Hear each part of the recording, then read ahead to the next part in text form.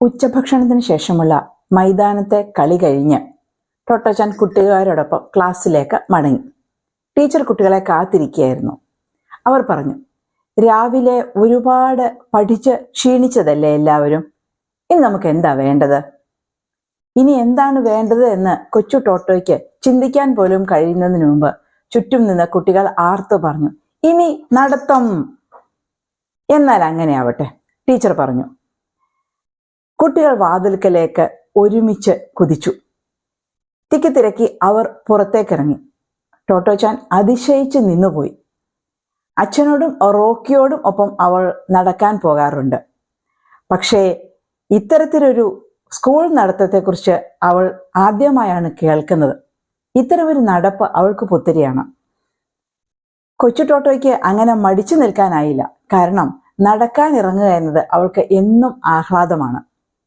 പ്രഭാത പാഠങ്ങളെല്ലാം പണിപ്പെട്ട് തീർത്തു കഴിഞ്ഞാൽ കുട്ടികളുടെ തല ഒന്ന് തണുപ്പിച്ചെടുക്കേണ്ടതുണ്ട്. അതിനുവേണ്ടിയാണ് ഈ നടത്തം. ടോട്ടോച്ചാൻ അത് പിന്നീടാണ് മനസ്സിലാകുന്നത്. ഒന്നിലെ കുട്ടികൾക്ക് മാത്രമല്ല, 6ാം തരത്തിൽ പഠിക്കുന്നവർക്ക് പോലും അനുവദിക്കപ്പെട്ടിട്ടുള്ളതാണ് ഈ നടത്തം.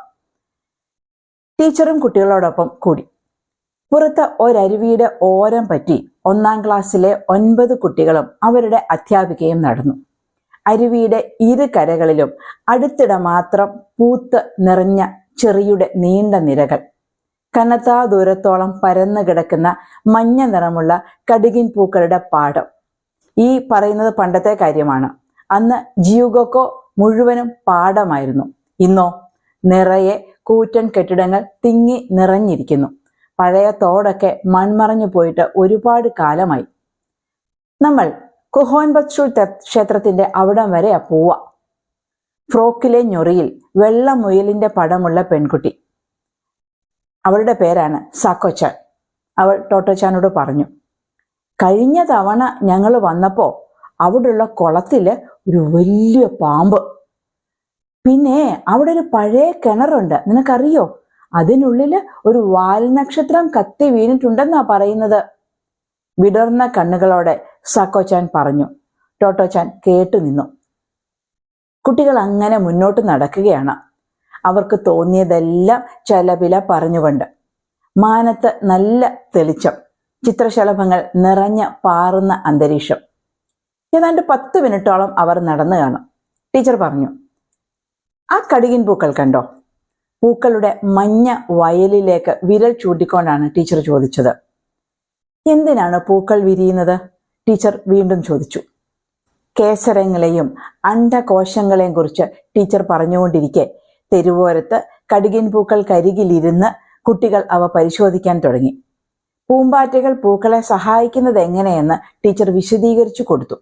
പൂമ്പാറ്റകൾ അപ്പോഴും തിരക്ക് പിടിച്ച് അവയുടെ പണിയിൽ ഏർപ്പെട്ടിരിക്കുകയാണ്. കുട്ടികൾ കൗതുകത്തോടെ അത് നോക്കി നിന്നു. ടീച്ചർ വീണ്ടും മുന്നോട്ട് നടന്നു. അപ്പോഴേക്കും കുട്ടികൾ നിരീക്ഷണം അവസാനിപ്പിച്ച് എഴുന്നേറ്റ് ടീച്ചറുടെ ഒപ്പം അവരും നടന്നു. കുട്ടികൾ കേസരത്തെയും അണ്ഡകോശത്തെയും കുറിച്ചുള്ള ചർച്ചയിലാണ്.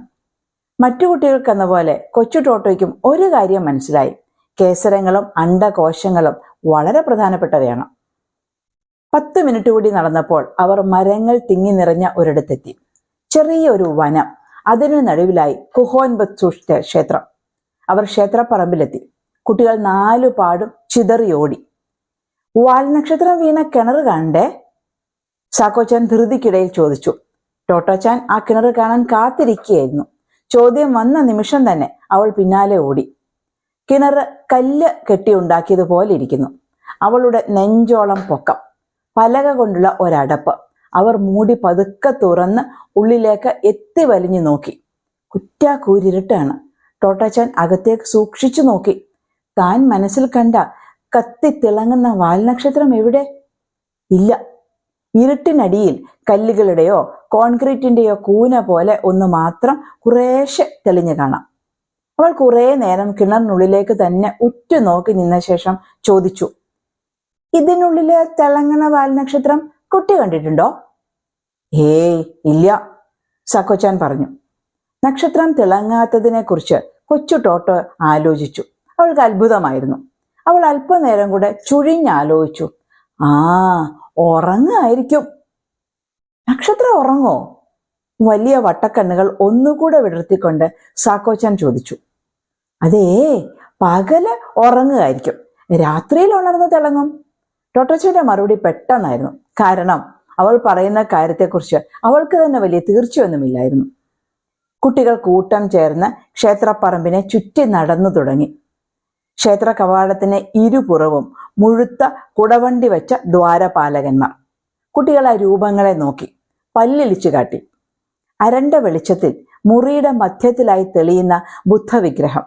അതിലേക്ക് സൂക്ഷിച്ചു നോക്കിയപ്പോൾ കുട്ടികൾക്ക് അല്പം ഭയം തോന്നി. കല്ലിൽ പതിഞ്ഞിരിക്കുന്ന ഒരു തെങ്കു, നീണ്ട നാസികകളോടുകൂടിയ ഒരു വേതാള രൂപത്തെയാണ് തെങ്കു എന്ന് ജപ്പാനിൽ പറയുന്നത്. അത്തരത്തിലൊരു തെങ്കുവിൻ്റേത് എന്ന് പറയപ്പെടുന്ന കൂറ്റൻ കാൽപ്പാടിൽ കുട്ടികൾ അവരുടെ കുഞ്ഞിക്കാല് പതിച്ചു നോക്കി. അല്പമകലെ തടാകത്തിൽ കൊതുമ്പ് വള്ളങ്ങൾ. അവർ കുളക്കരയിലേക്ക് നടന്നു. വഞ്ചിയിലിരിക്കുന്നവർക്ക് ഒരു സലാം പറഞ്ഞു. മിനുസമുള്ള വെള്ളാരം കല്ലുകൾ നിറയെ പെറുക്കിയെടുത്ത് കല്ലറകൾക്ക് ചുറ്റും വട്ടം വരച്ച് കളിച്ചു മതിയാവോളം. ടോട്ടോച്ചാന് അന്ന് ചെയ്ത എല്ലാം പുതുമയായിരുന്നു. ഓരോ കണ്ടുപിടുത്തവും അവൾ ആർപ്പു വിളിയോടെയാണ് എതിരേറ്റത്. സൂര്യൻ ചാഞ്ഞു തുടങ്ങി. ടീച്ചർ പറഞ്ഞു, നമുക്ക് പോവണ്ടേ, പോകാൻ നേരമായി.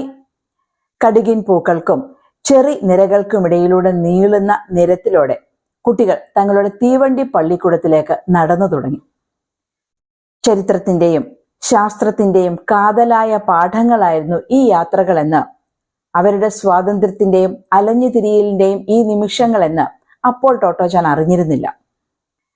ടോട്ടോച്ചാന് ഇതിനകം എല്ലാ കുട്ടികളും കൂട്ടുകാരായി മാറിക്കഴിഞ്ഞിരുന്നു. എല്ലാവരും ചിരകാല പരിചിതരെന്ന പോലെയാണ് അവൾക്ക് തോന്നിയത്. തിരിച്ചു പോകും വഴി അവൾ വിളിച്ചു പറഞ്ഞു, നമുക്കേ നാളെയും പോവാം, നടക്കാൻ പോവാം പോവാം. ചാടി തിമിർത്തുകൊണ്ട് കുട്ടികളെല്ലാവരും ഒപ്പം ശരിവെച്ചു. കിളികൾ പാടിക്കൊണ്ടിരുന്നു. ശലഭങ്ങൾ അപ്പോഴും തിരക്ക് പിടിച്ച പണിയിലാണ്. അവളുടെ കൊച്ചു മനസ്സിൽ ആഹ്ലാദം വഴിഞ്ഞൊഴുകി.